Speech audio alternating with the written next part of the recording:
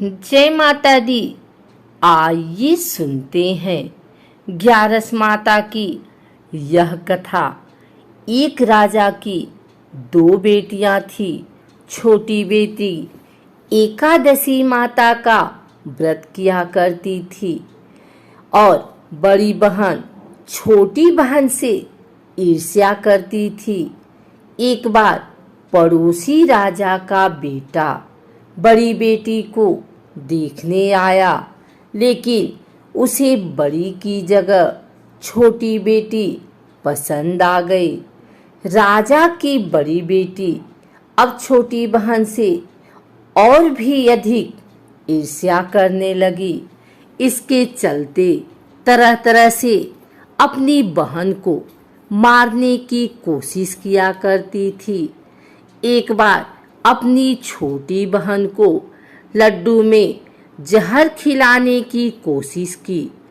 एक बार मटके में जहरीला सांप रखकर अपनी छोटी बहन के कमरे में रख देती है और एक बार अपनी छोटी बहन को पनघट पर पानी भरने के लिए ले जाती है और धोखे से कुआं में धक्का दे देती है। पर हर बार ग्यारस माता उसे बचा लेती हैं, क्योंकि वह ग्यारस माता की परम भक्त थी। बड़ी बहन परेशान हो गई, यह तो किसी भी तरह नहीं मरती। एक दिन वह अपनी छोटी बहन से बोली, भगवान ने हम सब की मृत्यु किसी ना किसी तरह से लिखी हुई है। क्या तुम्हें पता है कि तुम्हारी मृत्यु कैसे होगी? छोटी बहन बहुत सीधी थी। वह बोली, मेरे पालतू तोते के गले में जो हार है, मेरी जान उसमें अटकी हुई है। यदि कोई व्यक्ति तोते को मारकर उसके गले में जो हार है उसको पहन ले तो मेरी मृत्यु हो जाएगी, और जब वह उस हार को उतार कर कहीं रख दे तो मैं जीवित हो जाऊंगी।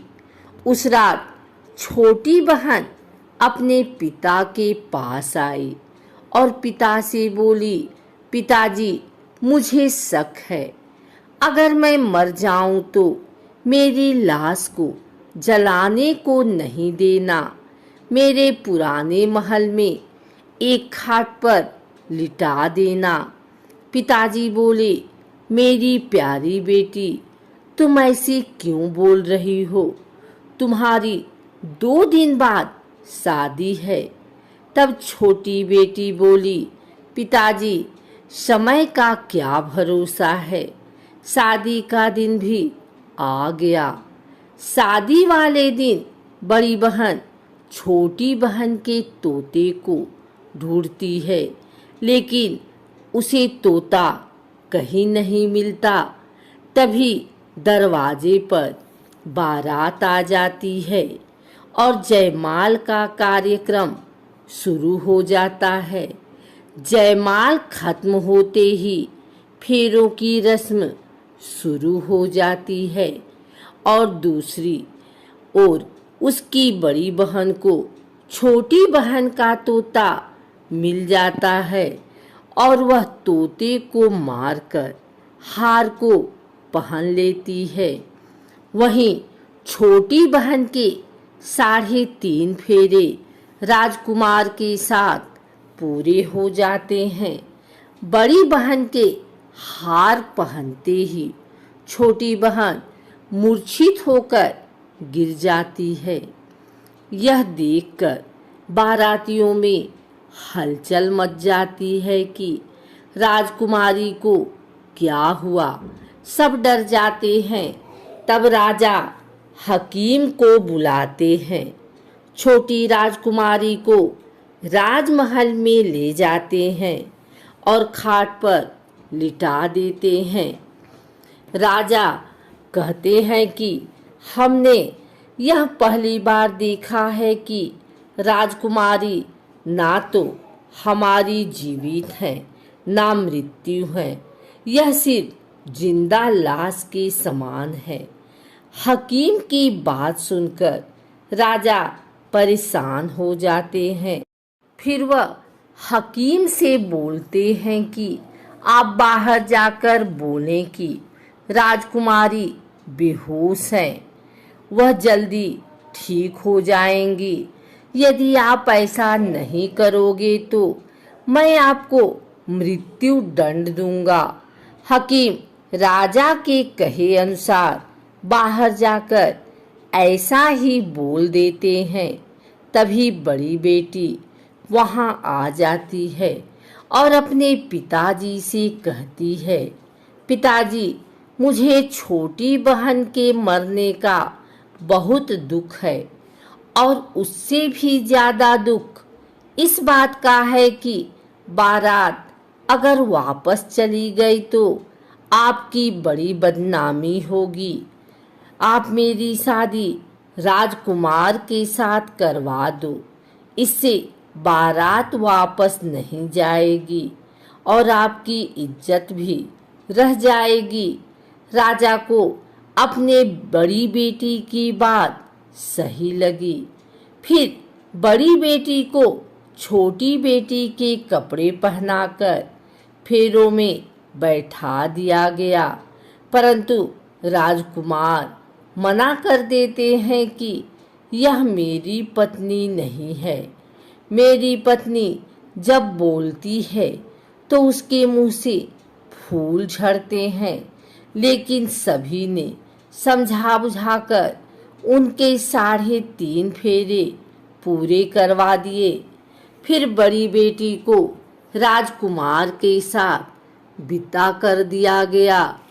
लेकिन राजकुमार बड़ी बेटी के हाथ से ना तो पानी पीते हैं और ना उससे बात ही करते हैं, ना उसका बनाया खाना ही खाते हैं। राजकुमार मन ही मन सोचते हैं कि मैं पता लगा कर रहूंगा कि मेरी पत्नी के साथ क्या हुआ। एक दिन राजकुमार बड़े दुखी मन से घोड़े पर बैठकर जा रहे थे। घोड़ा वहां जाकर रुका जहां राजकुमारी की अधूरी लाश को रखा गया था। राजकुमार ने घोड़े को आगे चलाने की बहुत कोशिश की, लेकिन घोड़ा आगे चलने को तैयार ही नहीं था। फिर राजकुमार ने सोचा कि घोड़ा यहाँ क्यों रुक गया है, कोई तो वजह जरूर है कि घोड़ा यहाँ से जा नहीं रहा। तब राजकुमार घोड़े से उतरकर पास में बने हुए एक पुराने महल में गए और वहां पर एक चौकीदार था। राजकुमार ने चौकीदार से पूछा, यह किसका महल है? तब चौकीदार बोला कि यह राजा का पुराना महल है।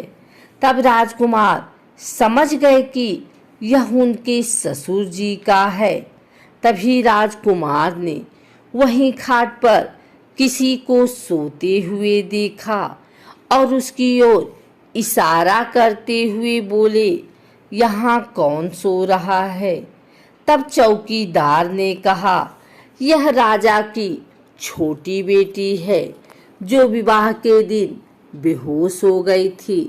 तब राजकुमार बोले, यह तो मेरी पत्नी है, इसी के साथ मैंने 3.5 फेरे लिए थे। तब राजकुमार ने चौकीदार से कहा, मेरे यहाँ आने के बारे में तुम किसी से मत कहना, मैं तुझे बहुत धन दूंगा। चौकीदार मान गया।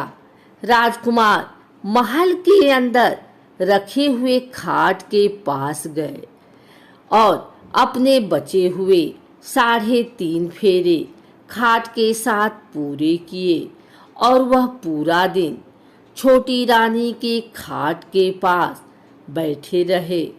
जब रात हुई तो छोटी रानी जीवित हो गई और उसने अपने सामने अपने पति को देखा और पति को देखकर वह रोने लगी। तब राजकुमार ने पूछा, तुम विवाह के दिन बेहोश हो गई थी और तुम्हारे पिता ने मेरी शादी तुम्हारी बड़ी बहन से करवा दी, परंतु मैंने तुम्हारी बड़ी बहन को स्वीकार नहीं किया। तुम मुझे पूरी बात बताओ कि तुम बेहोश कैसे हुई और क्या तुम मुझे पूरी बात बता सकती हो। जब सुबह बेहोश हुई और अब रात के समय जीवित हो गई, इसके पीछे क्या राज है?